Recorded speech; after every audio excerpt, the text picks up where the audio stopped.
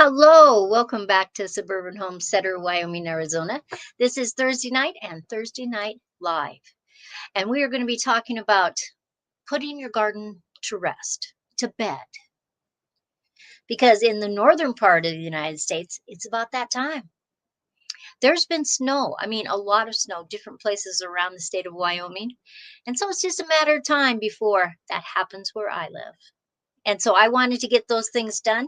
Plus, I go to Arizona soon, and I have a whole list of things that always have to get done before we go. So just welcome everyone in. And I see that Julie is in here. She already watched my short this morning.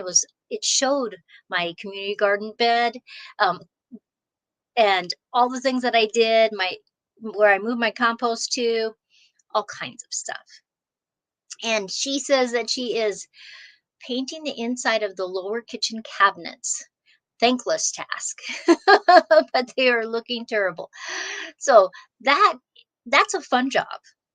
I painted my kitchen not too long ago, and I really liked the whole change of it. But my one friend, she went around through her entire house and changed like the inside of the closets, the inside of her cabinets to bright colors. So when she opens them up, she says it makes her happy. And Angie is in. Hello, hello, hello. How are ya? So tonight we're talking about putting your garden to bed. And I did do a short this morning. And if you just scroll up a little bit, you'll be able to see that link. Actually, I could probably give you that link one more time. It's just a short. It doesn't take very long. It's less than 3 minutes. And it just shows you the different things, how I pulled everything out, how I moved things. Now, I do have to go back into my garden in the next week, really, and plant all my garlic. And so I'll show you how I do that and why I do it the way I do and how deep I plant my garlic. Because this is the time of the year when you've put your garden to bed that you have to do things. You have to think about the future. If you were going to add any bulbs, tulips or daffodils or anything like that, you'd be wanting to do that now. Oh, Julie says, white kitchen doing Swiss coffee inside. Oh, I like that idea. That probably looks fantastic, actually. So when you open it up, you're just going to get this burst of color. Fabulous. Now, depending on where you live, and if I wasn't going to Arizona, I would try to extend my season. I wouldn't have pulled all those plants out. I would have done some covers. I would have done some low tunnels. Just different things to extend that season longer. And she says, we are out to eat with Linda. Won't have service for probably very long. Wanted to say hi. Thank you very much, Ange. Tell Linda I said hi and Erin that I said hi. Fabulous. It's always fun going out to dinner. So, well, I am in my studio where I do my paintings and my fused glass. It's really my office too. But it's an important thing when it's time to put your garden to bed. Hi, Charmaine. No, we just got started. We've only been on for just a few minutes. And so we're talking about putting your garden to bed because it's not just pulling out all those plants if you're ready to do that. It's, are you going to till your garden?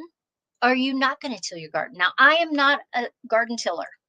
I used to be a long time ago, but the more and more through the years, I just got to where I was not tilling my garden for a lot of different reasons. And just to help those microorganisms. So what do I do to fix that? Matthew, no frost yet? No frost yet. So if you go back to my live that talked about frost and my video that talked about frost, if you put when I'm going to frost, what date, and approximately what time you think it's going to frost, you could win a $25 Amazon gift card. So, but so far, I have not had frost at my house. Score. But are you going to till or not till? Because I don't till. But we brought over my great big honkin' chipper shredder that I have had for, oh, seriously, that's sad when I'm thinking about this, that I have had that 35, 40 years, and it is a beast.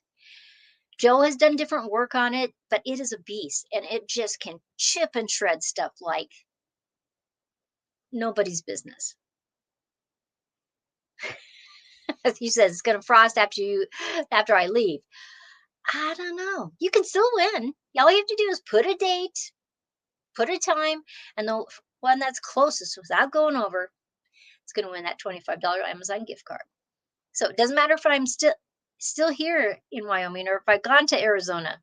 But honestly, the idea that it won't frost before, the likelihood that it won't is like this small. But this week is good. It was 83 degrees today, which is shocking for Wyoming.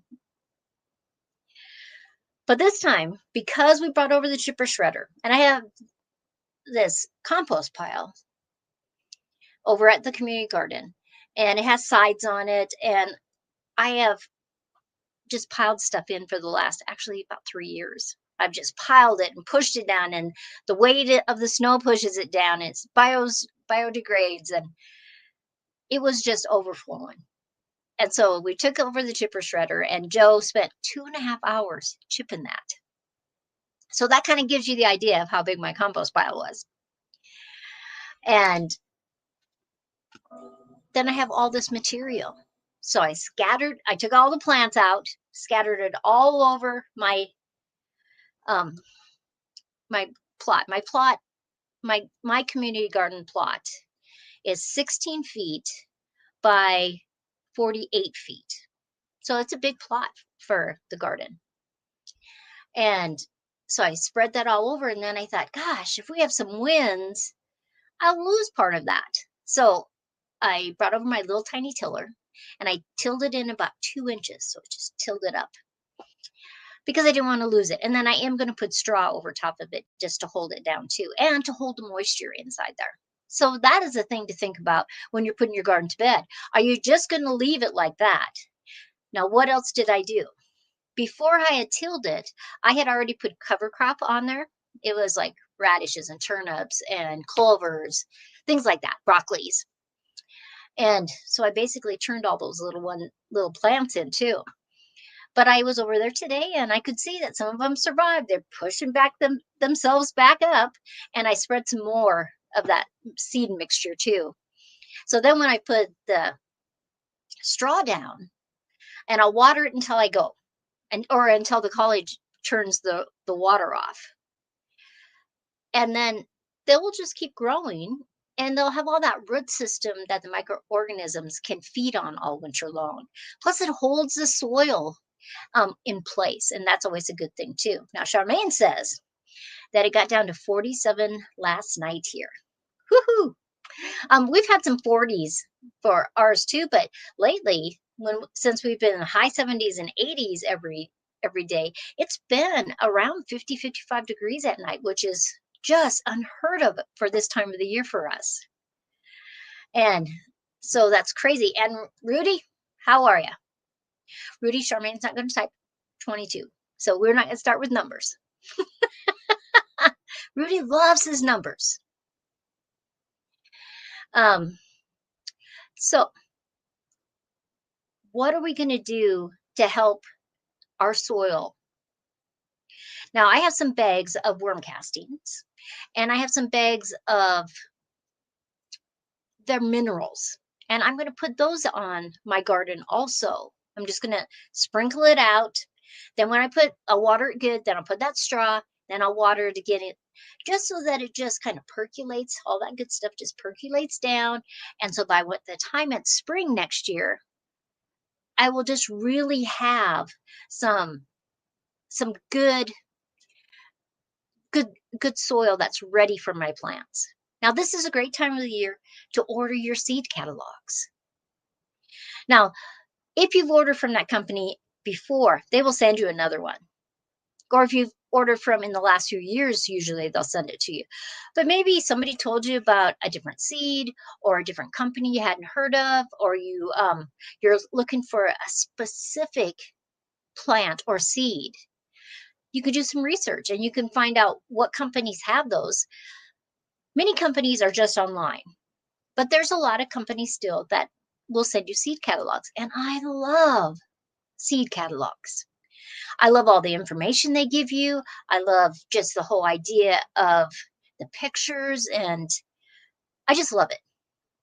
I always buy the extra big seed catalog from Baker Seeds from rareseeds.com just because I just love all the information.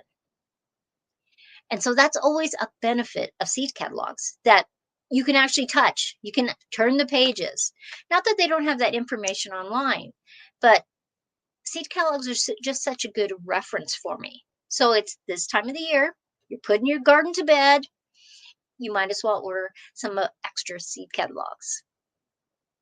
Now, I pulled up all my plants. So I have been processing my plants over this last week. And like today I made sauerkraut. I have chopped up all my Swiss chard, and I have one bag in the fridge that I've been using all week. And then I have other bags in the freezer so that I can just pull them out whenever I want. And I'm actually going to take them to Arizona with me. We have some extra room this year, so I'm going to bring some coolers with some of the stuff that I've processed. And I have been canning. I have been making soups and then canning some of the extra. So that's been kind of fun to do because I love a good soup that you just throw all those vegetables that you're harvesting this time of the year. And you can just load your soup up with goodness. I really like it. I do. Now, also, we're putting our garden to bed. It's a good time to stop by your library, stop by a used bookstore, and see what kind of garden books that they have that you'll be able to check out this winter or purchase so that you can really, really just understand your garden soil, understand the plants that you're doing. Now, don't discard those older books. A lot of times we don't want to, I guess we just don't want to, we don't want to, we think it has to have these great big pictures and a little bit of information. It's like, it's like magazines used to have articles and they were pages long, all about these different aspects of gardening. And now it takes you not even 5 minutes to read the entire thing about that article. I want more information. So you're putting your garden to bed, stop by your library, stop by the secondhand store, bookstore, and just see what kind of books you can get. Now, this book, this is called The Joy of Gardening.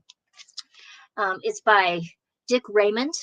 It is probably from, I could look in the front, it's probably from the 80s. I've had this book for a very long time.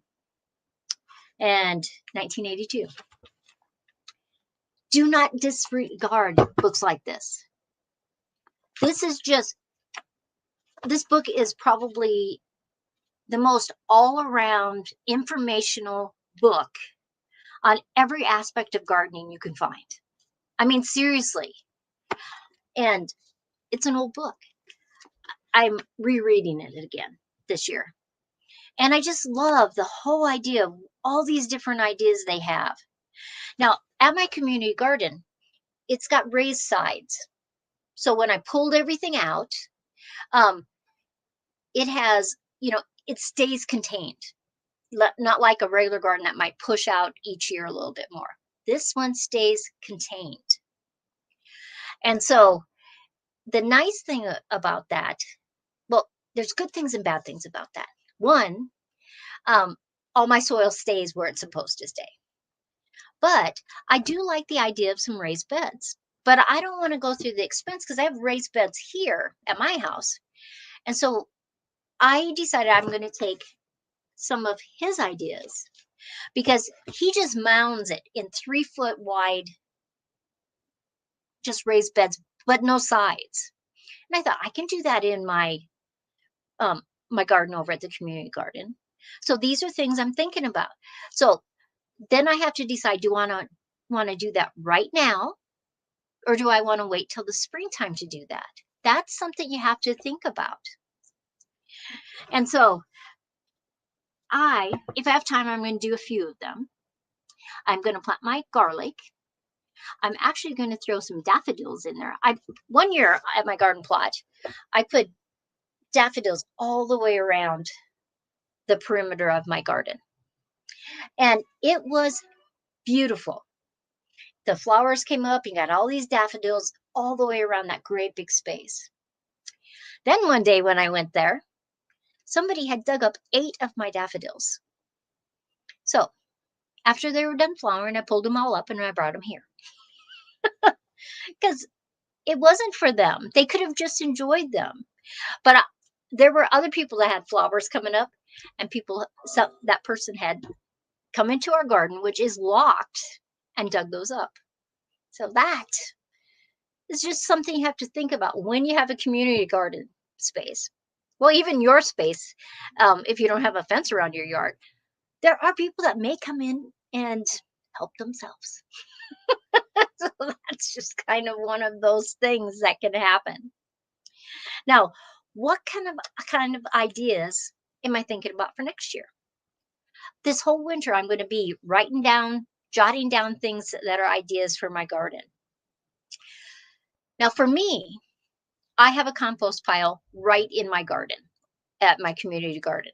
Here, I have compost bins that I have 2 great big bins, and then I have a tumbler composter too.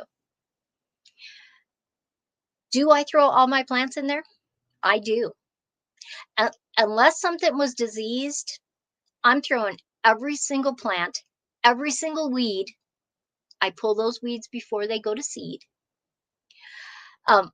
Go in my compost. Why? Because my thinking is that when you have all those weeds, weeds are great at pulling up minerals and nutrients out of the soil. Take advantage of that.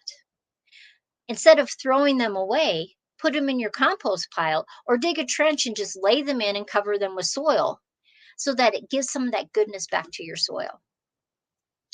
Charmaine says, I filled my raised beds with branches and leaves about 2/3, then topped it off with soil mixture and compost.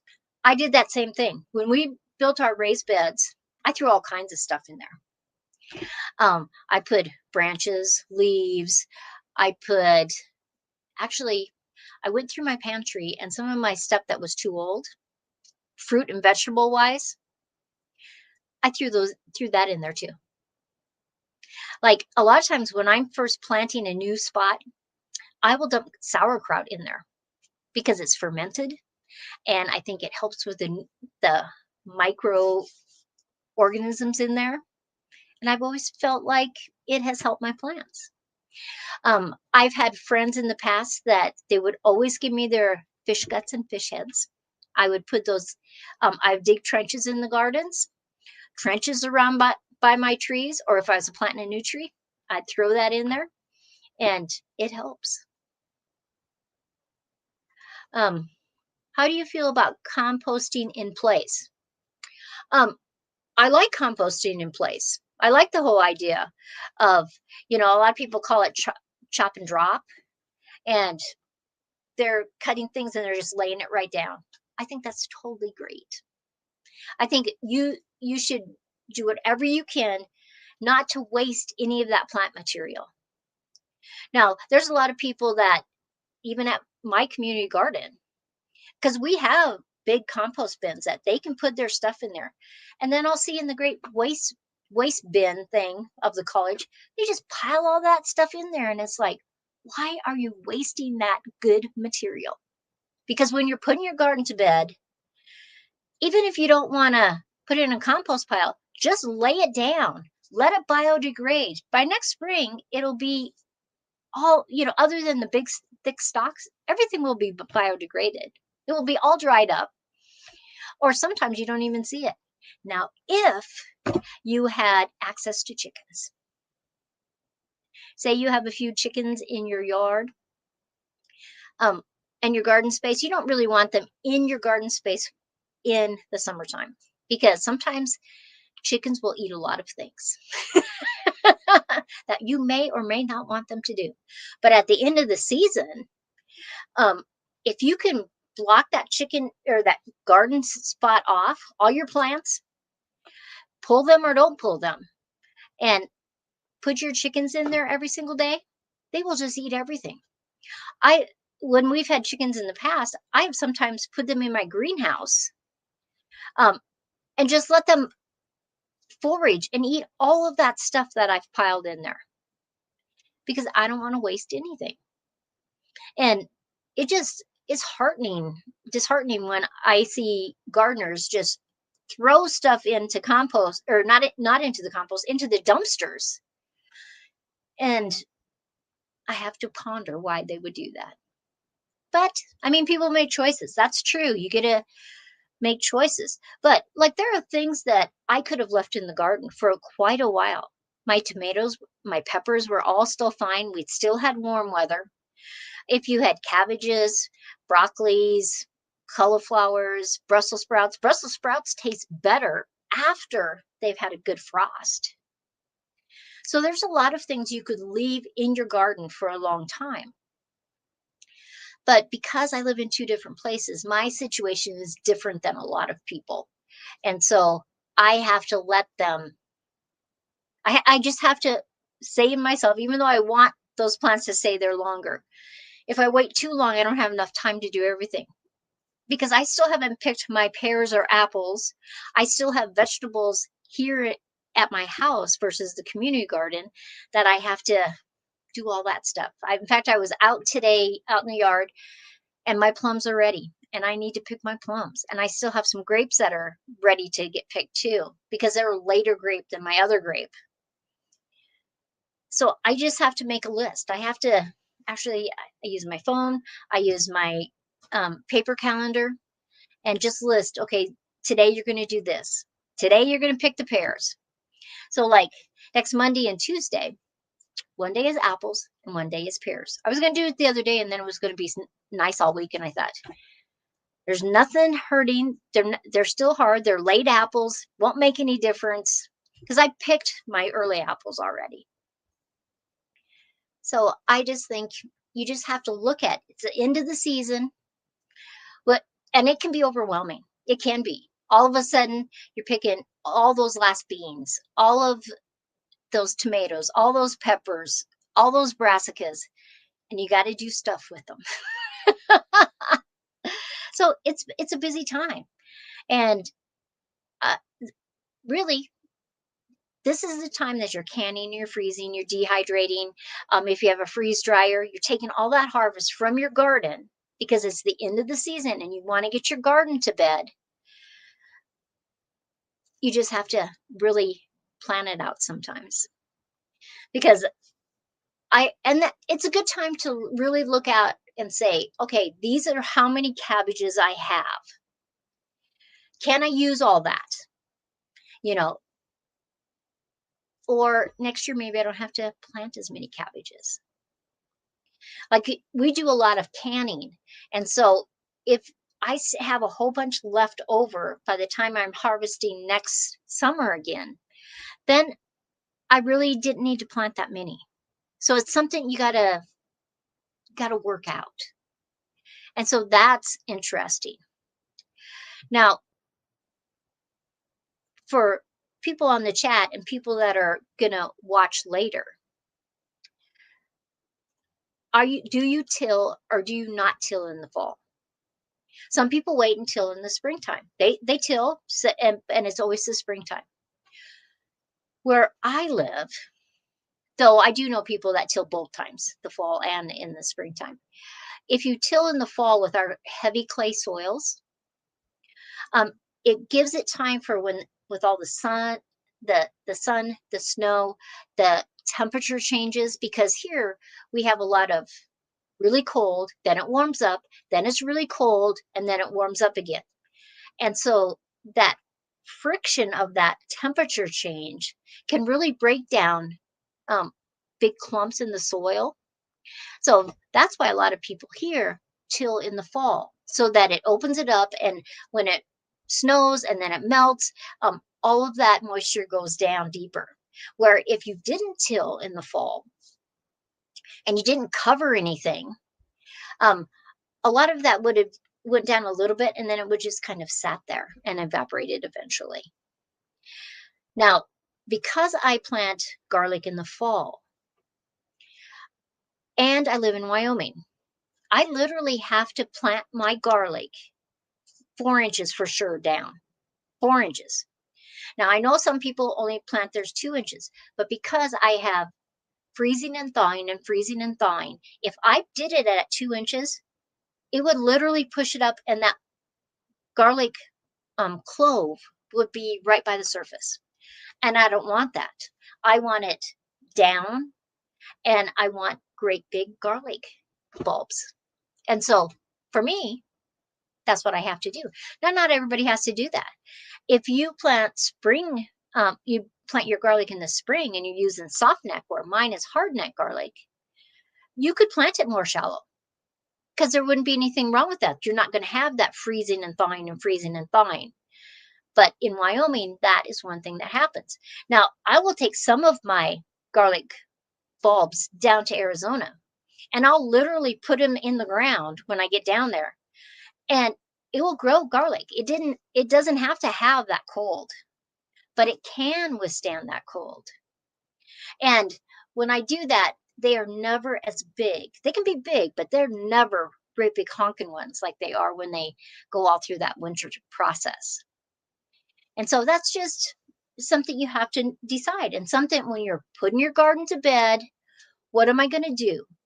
Am I going to cover it? Am I going to add a cover crop? Am I going to till? Am I going to build some raised beds? Am I going to do some trenching and some raised areas in my garden? And you have to decide, do you want to do that now? What are the benefits or what's pro and con on doing it now or doing it in the springtime? So these are things that you have to just really think about because putting your garden to bed is a little more complicated than just yanking those plants out and throwing them in the trash can. Don't throw them in the trash can. Build yourself a compost pile. Even if you take some wire fencing, make it into a great big circle tube, and have some T-posts in there and just pile it all in there. Whatever you can do. If you don't want to do that, pull the plants out and lay them down. Now, I know some people don't like doing that. And I lived in a very humid place where there's a lot of humidity, I probably wouldn't do that. I would just regular compost it.